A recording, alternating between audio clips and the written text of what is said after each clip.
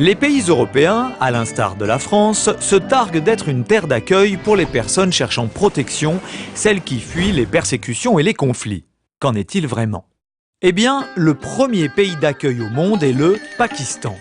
1 900 000 réfugiés s'y trouvaient en 2010. La même année, la France accueillait 160 000 réfugiés. Sur 11 millions de réfugiés dans le monde, 80% sont accueillis dans les pays du Sud. Et ne sont pas comptés ici les 38 millions de personnes poussées à quitter leur terre à cause des dérèglements climatiques et laissées sans protection.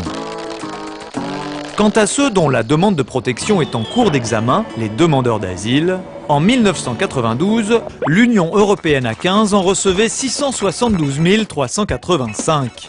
En 2010, celle des 27 en reçoit 3 fois moins.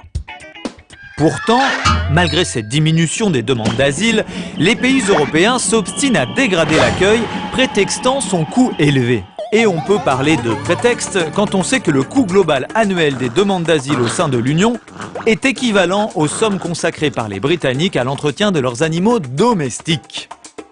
En revanche, ces mêmes pays européens n'hésitent pas à consacrer jusqu'à 25% de ces sommes à la mise en rétention des personnes en quête de protection. Pourquoi donc les États sapent-ils le droit d'asile, reniant ainsi leurs obligations internationales? Réponse A. Parce que pour les États, tout migrant est d'abord un suspect et certainement pas une victime.